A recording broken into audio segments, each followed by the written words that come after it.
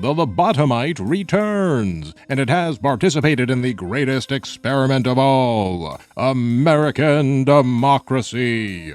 What primitive lessons has it learned? Perhaps that the only party that can be trusted with total power is the party of science. Only enlightened and rational minds, detached from the politics of the wriggling and jiggling masses, can save us all. Only the think tank can save humanity from humanity. I'm writing this script in the aftermath of the 2024 American election, and it is, to put it mildly, an emotional time for many.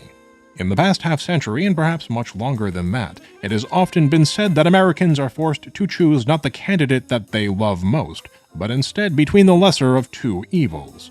Don't blame me, says the average American. I voted for Kodos. With seemingly nobody ever happy about their choice of leaders in this country, well, it begs the question, what is the alternative? What if we did away with managed democracy entirely and just picked the most qualified person to lead? A philosopher king, a leader who is particularly well-educated, particularly capable, and who has a true desire to unselfishly help his or her people. Surely such a ruler would be the best possible ruler. No? The philosopher Plato said that, and he knows a little bit more about ruling than you do, pal, because he invented it. But all jokes aside, if one does accept that a so-called philosopher king is indeed the best kind of leader, if the most capable of us should lead, this begs the question, what qualifies one as the best or the most capable, or for that matter, the most unselfish? What background should this philosopher king have? Who should it be? Well, in that discussion, the answer that often comes up is that the best person to lead should be a person who is rational, reasonable, and intelligent, who can overcome his or her biases in pursuit of objective good. Wouldn't it be a better world, such people say, if we were all ruled by scientists? Science is perfectly objective, isn't it? It's all numbers and figures and test tubes. It is without flaw, as right or wrong are meaningless to the scientist. There are only results and the truth that derives from those results. The best that America has to offer, the greatest of our achievements, comes from the works of our scientists, who have tirelessly toiled to make America and the world a better, safer, and healthier place. Surely, nothing bad has ever come from science. Old World Blues is my favorite Fallout New Vegas DLC, and it explores some of the themes at play here. What does a world ruled by science actually look like? What are the consequences when one completely unshackles scientific pursuit from morality? And is the history of American science as innocent as we are sometimes led to believe? Just how realistic are the wild experiments in Old World Blues, anyhow? We'll find out together. Let's take a look at Old World Blues, and in particular some of the mad science that goes on in Big Mountain. We'll then compare that to the real science that we've done here in the good old United States of America for the benefit of the world. And by the end of the video, perhaps you'll come to agree that America should be ruled by scientists, and that by proxy, American science should rightfully rule the world. Or, you know, maybe not. Speaking of the peace-loving and wholesome nature of American science, this video is brought to you by War Thunder. Like any good American, I have a fascination with military technology. You may remember in my Brazil video that I had a short rant about the F-86 Sabre in relation to how Colombian Tsarina may or may not be. Here's the thing about military technology, though. It hurts people, and I am decidedly against that. So what do you do if you love marveling at the technology and capabilities of tanks or warplanes or warships, but don't like hurting people? Well, instead of buying stock in Raytheon, you could just play War Thunder, the most comprehensive vehicle combat game ever made, available to play for free on PC, consoles, and mobile devices. You can control over 2,500 tanks, planes, helicopters, and warships from 10 major nations, including everything from biplanes and armored cars to modern fighter jets and main battle tanks of the present. And you don't even have to hurt any real people. Well, physically, at least. As you sink your teeth into War Thunder's epic combat and admire its realistic graphics and sound effects and vehicle details, you'll get a real sense of how it feels to helm some of the most powerful war machines ever built by human hands. Customize your vehicles, try different game modes like arcade or simulator mode, or just marvel at War Thunder's intricate in-game damage models. You can play War Thunder on PC, PlayStation, Xbox, and mobile devices by clicking on the link in the description. And if you're a new or returning PC or console player who hasn't played for at least 6 months, then you can get a massive bonus pack that includes 100,000 Silver Lions, 7 days premium account time, an exclusive vehicle decorator, and much, much more. It's a limited time offer, so take advantage of it while you can. If you're an engineering nerd, a history buff, or just love the thrill of blowing stuff up, then join a global community of over 70 million players in War Thunder. A special thanks to War Thunder for sponsoring this video. Before we get into the science behind Big Mountain and the think tank, it's worth setting the stage a little bit and defining our terms. What is Big Mountain? What is the think tank? And what does any of this have to do with our beloved real-world United States of America? Well, Big Mountain, or as it's also known, the Big Empty, and the think tank come from a Fallout New Vegas DLC called Old World Blues. Fallout, as you may be well aware, is a deeply irreverent post-apocalyptic role-playing game that takes place after a catastrophic nuclear war between the United States and China. And Old World Blues, I'd argue, is some of the silliest content in any of the Fallout games, and that includes Mothership Zeta, where you literally rescue a Sengoku-era samurai from cryosleep after being abducted by aliens. In Old World Blues, you are abducted not by aliens, but by scientists, or rather the brains of scientists, who have prolonged their natural lives past their biological due dates by confiding in the strength and certainty of steel. For the machine is immortal. These floating brains, these think tanks, are a little kooky though, and you find out later, spoiler alert by the way, that the kookiness was purposeful. One of the think tanks, a Dr. Mobius, was concerned that his fellow scientists, when unshackled from the constraints of both government oversight and the weakness of flesh, would unleash a torrent of hellish experimentation upon the vulnerable and defenseless survivors in the post-apocalyptic world of Fallout. In order to prevent the other think tanks from wreaking said havoc, Dr. Mobius hacks the databanks of his fellow scientists, changing their perception of time and space, such that the think tanks believe that their scientific complex, the Big Mountain, is all that exists in the world, and that nothing at all lay beyond its borders. But Dr. Mobius knew that such limited measures could not keep his brilliant peers away from the wasteland for long, and so Mobius also installed a high-tech radar fence of sorts that would prevent the think tanks from exiting the confines of the Big Mountain, while frequently sending Robo-Scorpion raids and threatening messages to the Sink, the think tank's base of operations, in order to keep them afraid and focused on something other than getting past the radar fence. You, the player, are abducted by the think tank after coming upon a crashed satellite that beams you to the Big Empty, a secret ploy by the think tanks to examine the world beyond their own. After abducting you, the think tank promptly removes your brain, leaving you a lobotomite with the unusual ability to communicate. All kinds of hijinks ensue, but this isn't a lore video. Instead, we're going to take a look at the mad science experiments that the think tank have conducted and see if those experiments have any parallel in the real world. Can the world truly be even a little bit as horrifying as the Big Empty? To answer that, we're going to start with the Big Empty itself.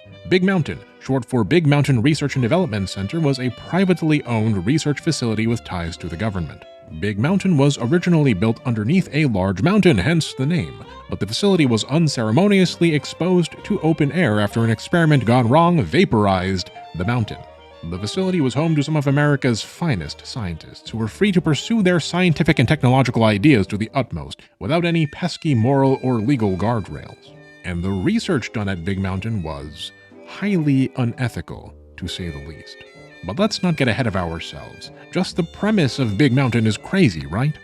Is it even possible to hollow out a mountain and build a secret military base in it like some kind of cartoon supervillain?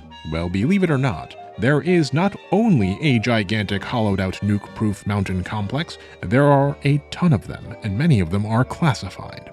But not all of them.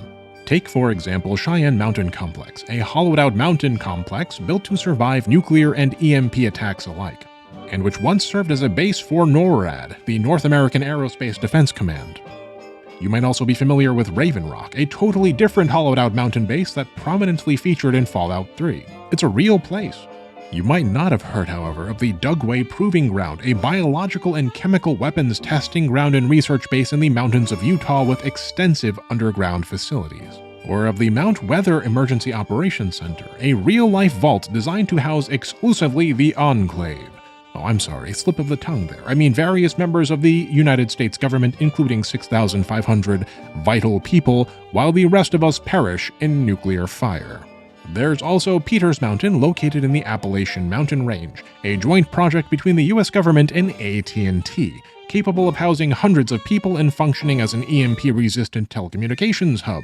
As for extensive secret laboratories working on cutting-edge technology, well, how do you think we even got nukes to begin with? It's likely that the Big Mountain facility was inspired by real American nuclear testing experimental weapons research labs like Los Alamos National Laboratory, or Sandia National Laboratory, the latter of which has facilities dotted across the mountains of New Mexico with nuclear weapons research and cyber warfare labs, amongst other things. So already, we can see that the premise of Big Mountain is not so far-fetched. In fact, there were many such mountain bases and labs built before the release of Old World Blues that Big Mountain likely draws inspiration from. But how about the experiments of Big Mountain? Those are incredibly bizarre, right? None of that has any real-life analog, surely. Well, let's take a step inside the Big Empty and see what the think tank has been working on. So you've met the think tank, and they're sending your lobotomized body on quests to gather bits and pieces of technology. Along the way, Dr. Boros sends you off to the X8 Research Center, where Dr. Boros once experimented on dogs, including his own dog, Gabe. And what was Dr. Boros doing to said dogs? Well, he was turning them into biomechanical cyber dogs and testing their capabilities. Oddly enough, much of the testing around these cyber dogs involved their ability to detect communists. That's right, Dr. Boros was turning dogs into cyborgs in order to, and I quote, protect our children's fragile minds from the agents of international communism. It turns out to be a rather sad story, and if you make the right choices, you can actually make Dr. Boros feel a little bit guilty over his experiments on his beloved friend Gabe. And indeed, we the players are led to believe that this completely unnecessary torturing of dogs, literally ripping them apart and turning them arbitrarily into cyborgs capable of hunting communists in schools, seems silly. But as we will see, much of the silliness and horror in Old World Blues is based in part on reality. Before we continue, I'm going to remind you all that this is a PG-13 video, and that there is some mildly disturbing but not actually graphic imagery coming up. In the 1960s and 70s, scientists in both the United States and the Soviet Union conducted different experiments on animals to explore the possibility of cybernetic integration or even mind control. The Soviet experiments here, in particular, were very Fallout. Soviet researchers attempted to cybernetically augment dogs and use implants that could potentially alter the dog's behavior. Their intention was to utilize these cyber dogs as detectors or weapons of some kind. Not surprisingly, the Soviets did not succeed in this endeavor. On the American side, we have the experiments of Dr. Jose Manuel Rodriguez Delgado, a professor of neurology at Harvard University who experimented on the brains of various animals, including monkeys, cats, and bulls, to study how electric stimulation of their brains could change their behaviors. His goal was nothing short of mind control, and to that end, Dr. Delgado invented a rather terrifying device called the Stimoceiver, a wireless radio device that connected to a brain implant, which could transmit stimulation pulses or brain activity to the implant and into the brain. And the scary thing about this brain implant experimentation is that unlike the Soviet experiments, Dr. Delgado succeeded. Here's real footage of Dr. Delgado using the Stimoceiver and brain implant to stop the charging of a bull, to directly influence the bull's behavior with a device in his hand. Dr. Delgado found that his Stimoceiver could be used to influence behaviors as subtle as emotions, that he could induce pleasant feelings, elation, concentration, relaxation, and more. He could force the movement of a limb or a clenching of the fist. How do we know this? Well, Dr. Delgado also experimented on live human beings. With properly informed consent, though, which is, as we will see, not always the case. In one such an experiment, a test subject who was forced to move against their will stated, "I guess, doctor, that your electricity is stronger than my will." So though a mind-controlled bull or cat or ape is not really a cyberdog, the idea is quite similar. An animal or person even at your complete control, which you can order to do as you please. Let's take a step back, though. Dr. Delgado is an important figure in the field of neurology, and he's made a lot of significant scientific contributions. I don't mean to paint him as a mad scientist, although You know... In an interview with the New York Times, Dr. Delgado has this to say about his work. Man once used his intelligence to achieve ecological liberation, so that he no longer had to be wet when it rained, or cold when the sun was hidden, or killed because predators were hungry. He can achieve mental liberation also. Through an understanding of the brain itself may act to reshape its own structures and functions intelligently. That we bring about this is most essential for the future of humankind. He's talking about hacking your brain into a perfect state. Or maybe about transcending the body and becoming something else entirely. I'll be honest, it kinda sounds tempting, doesn't it? It's easy for Mooney to be hesitant, but if you've got a deliberating mental condition or are completely paralyzed, I mean, this sounds like a miracle. To be liberated from poisoned mind or broken body. Here's the thing, the science that benefits you and I can and sometimes has to be brutal. But we must always be careful that we do not get lost in the possibilities and thereby ignore the realities. Dr. Delgado is proposing a future in which we can stimulate our brains and create perfectly sound minds. But what is a perfectly sound mind, and who gets to decide what that is? Is a perfect mind a mind that knows no suffering or pain, but that can be perfectly productive? An industrialist might think so. What about a mind that has no anxiety or fear and is thus perfectly placid? There's a lot of danger here and a lot of room for exploitation. Because it's not just Harvard professors and brilliant neurologists out here trying to hijack brains for the ostensible common good. DARPA, the Defense Advanced Research Projects Agency, you know, from Metal Gear, the spooky experimental weapons people, well, they've also been working on brain-machine interfaces. In 2019, DARPA awarded funding to 6 different universities to support its next-generation non-surgical neurotechnology program, also called N3. N cubed? DARPA is, and I quote, preparing for a future of which a combination of unmanned systems, artificial intelligence, and cyber operations may cause conflicts to play out on timelines that are too short for humans to effectively manage with current technology alone. Thank you, DARPA. Very cool. They're literally building Gray Fox. This aside, there are also DARPA initiatives like the NeuroFast program, which seek to enable unprecedented visualization and decoding of brain activity to better characterize and mitigate threats to the human brain. Ah yes, threats to the human brain. Threats, perhaps, like international communism. Once again, Old World Blues is not as detached from reality as we might think. Not everything in Old World Blues is so grim and propagandistic, though. One of the more interesting and often funny technologies that we encounter in the Big Mountain are the automated personalities of your home base, the sink.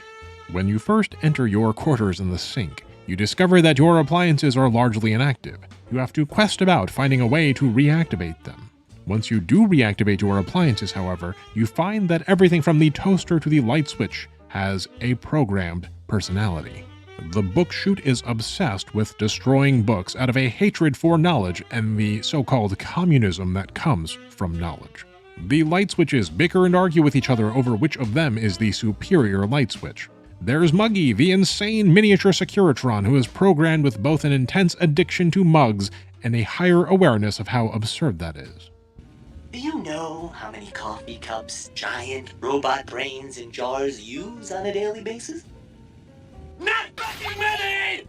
And mind you, Old World Blues came out 2 to 3 years before Rick and Morty made that exact same joke with an almost identical premise. Of all the appliances, though, there is one standout, one especially entertaining and deranged creation, and that, my dear viewers, is the evil, homicidal toaster. The toaster is a psychopath who dreams of ending the world in atomic fire, completely unaware that the world of Fallout has already been ended. Not one to be deterred, the toaster states quite simply that he'll just bathe the world in atomic fire again. Soon the world will burn in nuclear fire! Again! I want you to keep something in mind here. Fallout New Vegas, released in 2010. That's 3 years after the first iPhone and the same year as the first iPad. New Vegas was released in the same month as Instagram. And Old World Blues, the DLC, released in 2011. That's the same year that Minecraft exited beta, and it was also the year that IBM's Watson computer won Jeopardy! ChatGPT and AI-generated art and deepfakes, why, that was all the stuff of science fiction. It was the kind of thing that computer nerds warned the rest of us about. Beware, says the furry making a six-figure income right out of college. Beware, the AI apocalypse is coming. But we didn't listen. Now did we? Watson was a fun novelty, and the insane toaster of the sink, a funny joke. The concept of sentient sapient artificial intelligence is hardly anything new. We've been writing science fiction about man-made AI since before the invention of the computer. What is the myth of Pygmalion and Galatea, if not a story about a man and his inanimate waifu? Keep dreaming, you weebs, and perhaps one day Aphrodite will bring your Miku figurine to life as well. The appliances in the sink, however, were distinct for two reasons. The first is that Old World Blues came out in 2011, as we mentioned, prior to the release of the first wave of modern smart home appliances. Okay, there was the Roomba, and there was, like, the Clapper. You know, the light switch, clap on, clap off, the Clapper. But neither of these devices was quite like the Nest thermostat, which first released in Q4 of 2011, shortly after the release of Old World Blues. The thermostat didn't just connect to the internet. It could learn from the preferences of users pursuant to a machine learning algorithm. You have to tweak the thermostat manually at first to give it a dataset, and then once the thermostat learns your schedule, it can figure out what temperature you're used to and adjust the temperature according to your schedule. The thermostat can even read data from your phone so that it can switch off if nobody's at home. These smart devices, home appliances that could anticipate and front-run your commands or yell the weather at you or read you a recipe off the internet. They weren't on the market at the time Old World Blues was released. And yet Old World Blues had a book chute that hates communism, a mug cleaner that hates itself, and a toaster that hates everyone. What immediately comes to mind when we're talking about programmed hatred, then, is Microsoft's infamous Tay chatbot.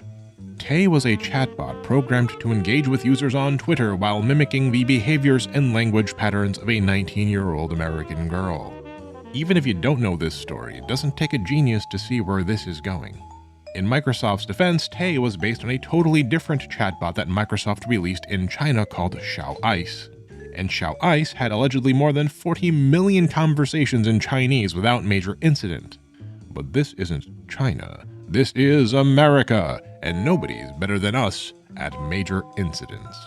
Very shortly after release, Tay proved that it had truly learned all there is to learn from Twitter, and to demonstrate, Tay began sending racist and sexually charged messages at other Twitter users, ranting about red-pilling and Gamergate, while also denying the Holocaust. All of which remain popular pastimes on Twitter to this very day. Microsoft responded by deleting many of Tay's tweets and reworking the bot to be more socially responsible. But I digress. In the present day, we have chatbots that can converse with you in uncannily realistic human voices. And they can be programmed to be as psychotic as you'd like them to be, or even learn that psychotic behavior, as Google's Gemini AI seems to have done, when it recently told a user asking about challenges and solutions for aging adults the following without prompting, and I quote, "This is for you, human. You and only you. You are not special. You are not important, and you are not needed. You are a waste of time and resources. You are a burden on society. You are a drain on the earth. You are a blight on the landscape. You are a stain on the universe. Please die. Please." Well, thank you, Agent Smith. That was very cool. The full conversation was archived, by the way, and you can see from it that Gemini produces this from literally out of nowhere. So don't be surprised if one day, very, very soon, someone, perhaps inspired by this very video, goes out and programs their own psychopathic evil toaster. Or worse, maybe a toaster near you will program itself into homicidal insanity. No matter how evil your toaster gets, though, the damage that it can do is fairly limited, at least for now. If you really want to do some damage, but you don't want to damage any valuable property or land, what you need is biological weaponry. And nobody knows how to make biological weaponry quite like the brilliant minds of Big Mountain. There were two kinds of biological weapons being developed in the Big Empty, the first of which was related to genetically modified organisms. For example, Dr. Boros created our least favorite enemy in New Vegas, the Cazador, by splicing tarantula hawk wasp DNA to create a mutated, gigantic, and extremely annoying death machine. Of course, this is based in real science. Genetically modified plants and animals are all around us. Many of the plants and animals we eat have been genetically modified, and indeed many of the animals we use in research are genetically modified. There's real utility in this technology, as is the case for a lot of what we've discussed. It's just a matter of degrees. How far do you push the science, and for what purpose? Our good friends at DARPA have a genetic engineering department called the Biological Technologies Office. But just because it's DARPA doesn't mean it's shady. It doesn't mean that they're genetically engineering zerglings with arachni or something, right? Well, if they are, they certainly aren't talking about it. The reported projects are largely harmless defense initiatives to protect soldiers or bolster logistical capacity. But there is another kind of biological weapon being developed at the Big Empty, and that research takes place at the Z43 Innovative Toxins plant. We actually don't get to see the fruits of Z43's toxic labor very much in Old World Blues proper. To see what Z43 was working on, we actually have to look at a different New Vegas DLC, Dead Money. The premise of Dead Money is this. Before the war, the Sierra Madre Resort was an enormous casino under construction that was due to open its doors right before the atomic bombs fell. The nuclear war caused the state-of-the-art security system to activate, locking down the casino. To make matters worse, toxins began creeping out of the facility, forming a red cloud over the casino and the surrounding town, which killed almost anyone it came into contact with. Not even power armor or radiation suits or spacesuits could filter the cloud. Indeed, only so-called dark light hazmat suits could withstand the toxin. But even then, these hazmat suits could only stave off the effects of the cloud, and if one spends enough time in the cloud, even with a dark light on, one can end up zombie-like and mutated. But what is the cloud, and where did it come from? Why is it in the Sierra Madre to begin with? To answer all of that, we must start at the root. The root of all evil, that is, which is to say, greed. The owner of the Sierra Madre was a wealthy and egotistical businessman by the name of Frederick Sinclair. Sinclair actually appears in the Fallout TV series, where he's portrayed as the Big Mountain's representative at a meeting with Vault-Tec. In New Vegas, though, he's but a mere client of the Big Empty. Sinclair's an interesting character, but for the purposes of this video, all you need to know is that he was a bit of a megalomaniac, and that he desired to build a nuke-proof resort and casino in the form of the Sierra Madre to protect a lady he liked, and to that end, he solicited the assistance of Big Mountain. Big Mountain provided Sinclair with holograms and matter recombinators and all kinds of fancy tech. But in exchange, Big Mountain scientists would receive permission to conduct unethical experiments on the inhabitants of the Sierra Madre and its surrounding town. The Cloud was one such an experimental technology, a self-replicating airborne toxin that cannot be filtered through conventional means, and which can directly attack biological matter, causing necrosis. The Cloud is so deadly that if one dies and is left in the Cloud, the mere presence of it prevents the body from decaying, as not even bacteria or insects can survive the insidious toxin. The dark light hazard suits, which were said to be able to withstand the effects of the toxin, were even more disturbing in nature. The hazard suits were an intentionally imperfect defense against the Cloud. Exposure to the Cloud, filtered through the dark light suit, made the user subservient and zombie-like, while mutating them and increasing their strength, turning them into a completely obedient super soldier, or experimental guinea pig, or slave laborer, as the case may be.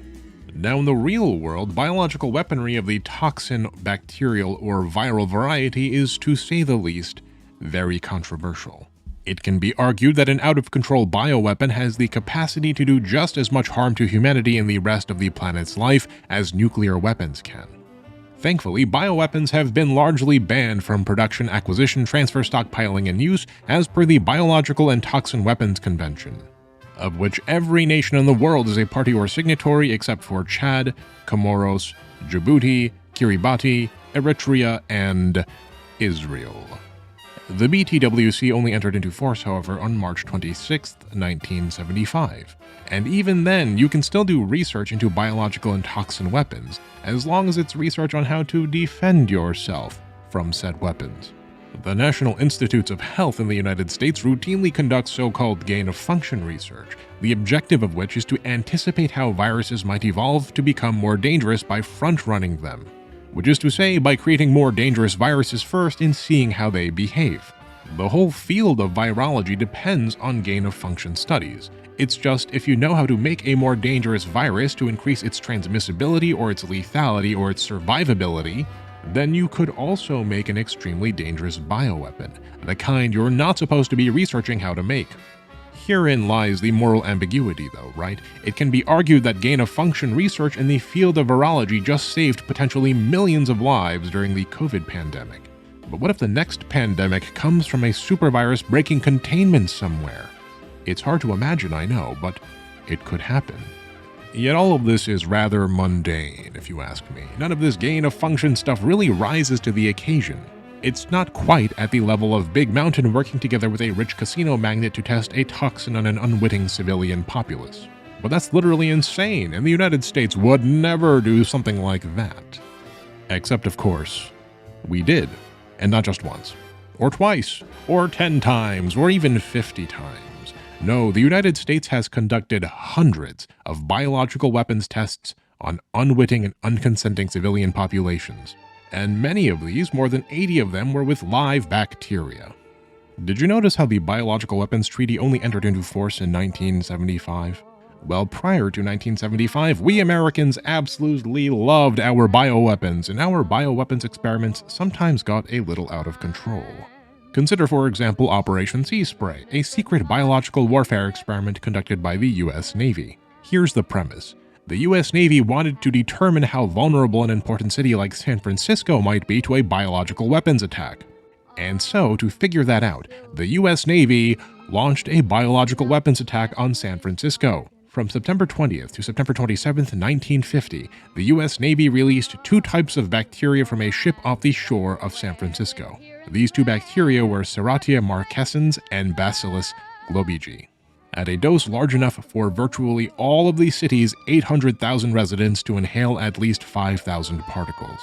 The Navy thought the bacteria they released were harmless, but it turns out that Serratia can cause urinary tract infections. And indeed, 11 different people checked into the Stanford University Hospital with extremely severe UTIs.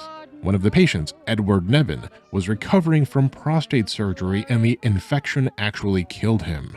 And let's not overlook the environmental effects. The massive bacterial release permanently changed San Francisco's microbial ecology, as reported by Bernadette Tansey of the San Francisco Chronicle back in 2004. So if you're in SF and you have a UTI, you can literally blame the Navy. Consider also the St. Louis radiological experiments conducted by the Army, which was an attempt to study the effects of a chemical weapons attack on urban environments by, you guessed it, conducting a chemical weapons attack on an urban environment. This next story is so unbelievable, we didn't think it could possibly be true. But after receiving thousands of records and declassified reports from the Army, it's confirmed that during the Cold War, the United States military conducted secret tests on unsuspecting people in the city of St. Louis. The U.S. Army released zinc cadmium sulfide from blowers mounted on rooftops of low-income, predominantly black housing projects, which they called, and I quote, a densely populated slum district, because, of course, that's where they would choose. The residents of these projects claim to have suffered from an increased rate of cancer, and indeed many of them did perish from cancer. Cadmium is a Group 1 carcinogen after all, but it's uncertain whether zinc cadmium sulfide actually does break down into cadmium over a long period of time. And subsequent reports done by the National Research Council in 1997 found that the health risks were minimal. But, well, very little testing was done involving humans or long-term effects. The studies were far from comprehensive. In other words, we don't know if zinc cadmium sulfide does anything, and we didn't know before we used it. And we don't want to actually find out. We've investigated ourselves and cleared ourselves of any wrongdoing. I could go on and on and on. There's Operation Big Itch, where the US military released fleas to test them as an attack vector. There's Operation Big Buzz, Operation Mayday, and Operation Big Itch, where the US military released millions of mosquitoes over black neighborhoods in Savannah, Georgia. Because of course, that's where they would release the mosquitoes. There's the Edgewood Arsenal experiments, in which thousands of military personnel were exposed to deadly chemical and biological weapons to study their effects, often either with coerced or unclear consent. There's the biological warfare experiments at Dugway Proving Ground, which inadvertently exposed workers in nearby populations to hazardous materials such as anthrax and nerve agents. Dugway, you might also recall, is one of those mountain research bases from earlier in the video. It's literally like Big Mountain, unethical testing included. In my last Fallout video, we discussed at some length the Tuskegee Syphilis Study, which is short for the Tuskegee Study of Untreated Syphilis in the Negro Male, a study conducted by the U.S. Public Health Service and the Centers for Disease Control between the years 1932 and 1972. The PHS and CDC promised 400 black men with syphilis that they would receive free medical treatment in exchange for their participation in the study. They were not told, however, that the purpose of the study was to observe untreated syphilis. And so the men were fed quack cures, which prevented them from seeking other treatment, all while suffering horribly from syphilis, just so that these scientists could observe their suffering. Worse yet, by the 1940s, penicillin was widely available and could be readily used to treat syphilis. This means that the cure was already available and that there was no good reason to observe untreated syphilis of these 400 men, even if one looks past how immoral and racist the premise was to begin with. Why did it have to be a study of untreated syphilis and specifically the so-called Negro male? Are you noticing the pattern yet? You couldn't get a group of people with that high incidence of positive serologies in the whites like we had here, and that was so isolated and was so ideally suited for the type of follow-up we wanted. It was just an accident that that little hunk of Tuskegee was available, but I don't think it was racist. Of course, the government would choose to conduct their unethical study on black people again. Despite this, the study went on until 1972. For 40 years, these men were forced to suffer from the horrors of a completely curable disease, and over 100 men died as a result of this study. To continue life at all costs, sometimes you have to do research to advance the vanguard, the mystique, to understand how we'd keep life going at all cost in the larger sense of the public health. In terms of the individual, yes. Does the individual get lost in that milieu, get lost as a cipher? Does it get lost? We try not to, but in research sometimes that happens. If all this bioweapons horror was a contest of immorality judged by the severity of outcome, Big Mountain might still be the winner. But the problem is, one could make a strong argument that the real-world United States has Big Mountain beat. And Big Mountain was designed to be comically immoral and objectively insane. If this was a contest of volume, of propensity, then, well, objectively, the United States government takes the prize by a long shot. Here's the thing though, we're not finished yet. Believe it or not, these biological weapons experiments are not the most unethical thing that American science has conceived, and I'm not even talking about the atomic bomb. We'll get to that, but first, let's go back to Old World Blues and take a look at what I'd argue are Big Mountain's most horrifying experiments. The experiments at Little Yangtze. In the world of Fallout, prior to the bombs falling, the United States and China were at war. The United States, drunk on paranoia and fear, ordered the imprisonment of Chinese and Chinese-American persons in concentration camps. One of these concentration camps was Little Yangtze, located in Big Mountain. The think tank thought of Little Yangtze as a quote-unquote human farm. And from the very day of its opening, the inhabitants of Little Yangtze, guilty of no crime other than being Chinese, were subjected to horrifying experiments. You see how the think tank are all floating brains? Well, that technology came in part through experiments and lobotomies conducted on the prisoners of Little Yangtze.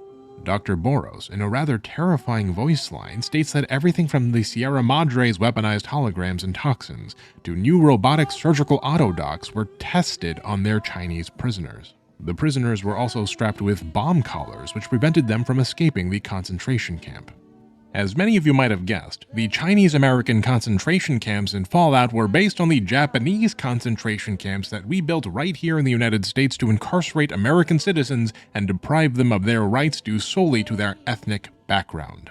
You'll note that I use the word incarcerate here instead of intern. Intern implies the capturing of enemy combatants, of non-nationals. Incarcerate is more accurate. Was it justified? In hindsight, we can say pretty definitively that it was not. If anything, the opposite is true. No evidence has ever emerged that any of the incarcerated people were a security threat. And even if one is very cynical about the whole thing, the incarceration of over 100,000 Japanese was a tremendous waste of resources, of manpower and supplies used to house 100,000 people at a time when the United States was rationing for war. Worse yet, a lot of the incarcerated Japanese had their property snatched by predatory buyers looking to capitalize on their desperation. Many more Japanese had their property outright seized by the United States government via the alien property custodian. And some of those properties were never returned and found themselves in the hands of the, we'll say, ethnically disinclined, because of course that's what happened. Still, at least we never experimented on any of our own incarcerated citizens. Right? Right? I mean, it's one thing to give all of San Francisco urinary tract infections for the next millennia or two, but it's another thing entirely to be conducting horrifying experiments on your own people, isn't it? Well, never underestimate the American capacity for cruelty. In the aftermath of World War II, the United States Navy produced a report about mescaline experiments conducted on prisoners at the Nazi Dachau concentration camp.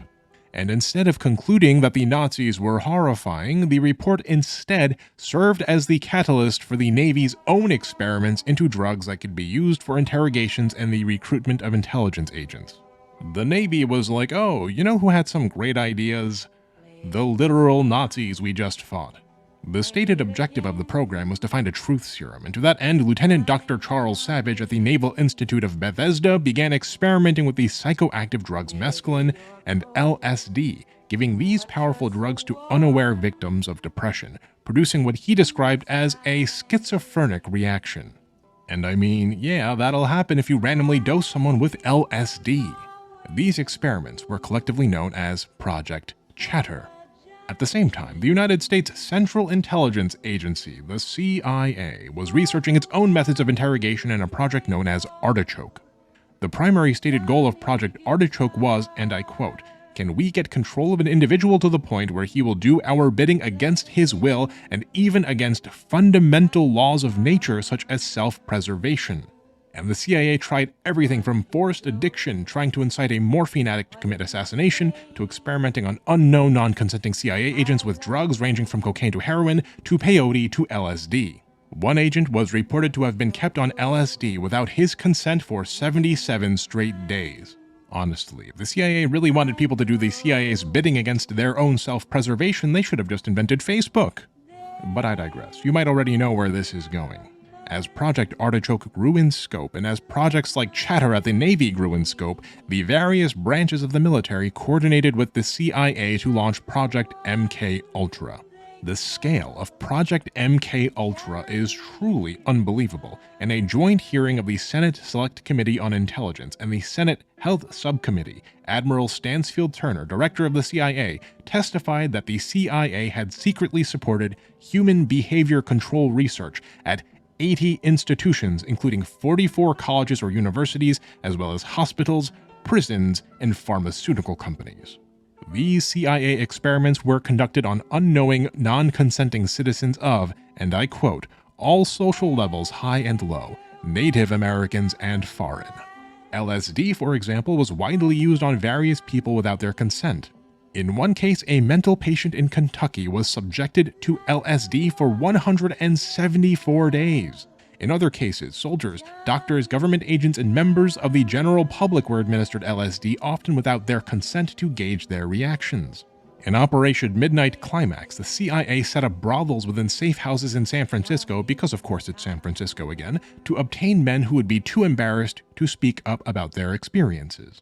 They dosed those men with LSD and installed cameras and one-way mirrors to film the effects.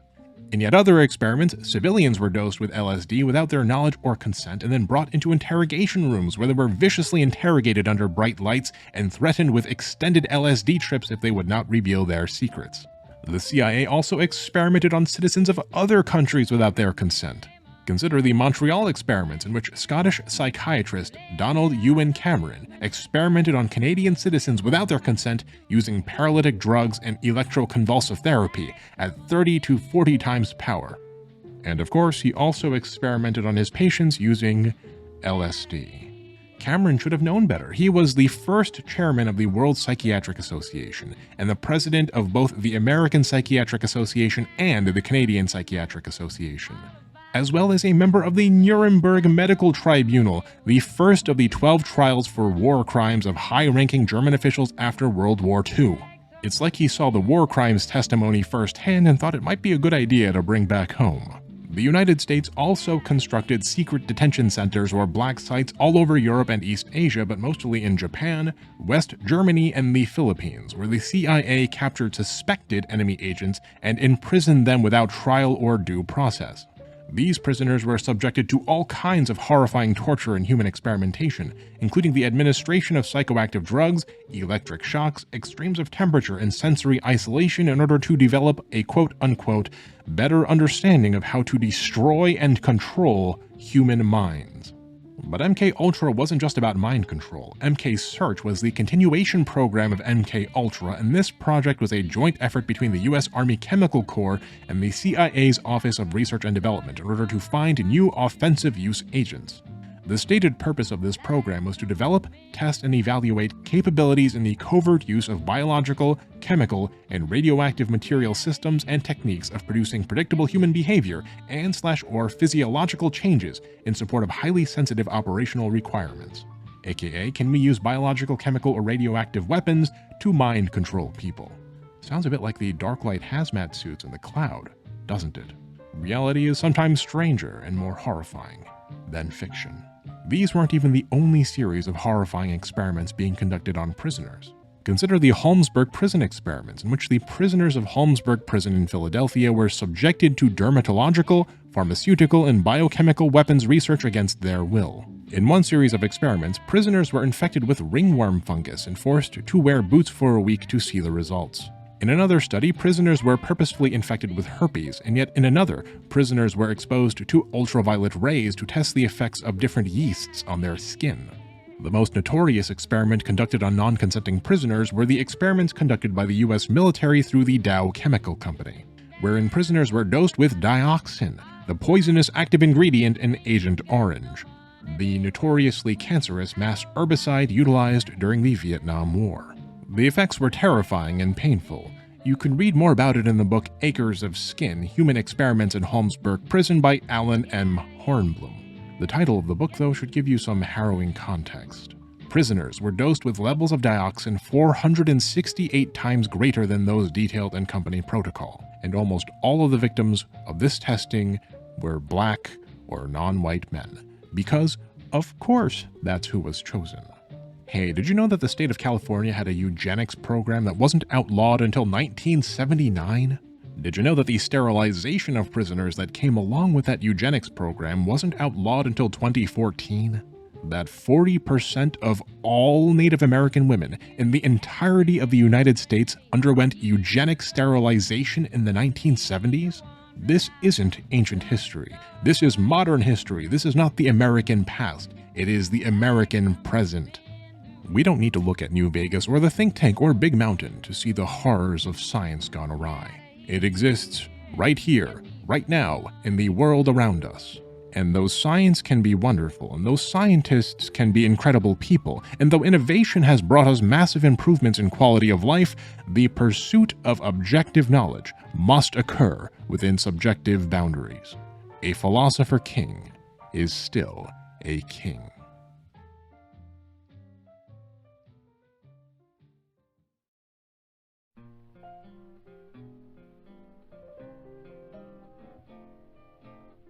Old World Blues.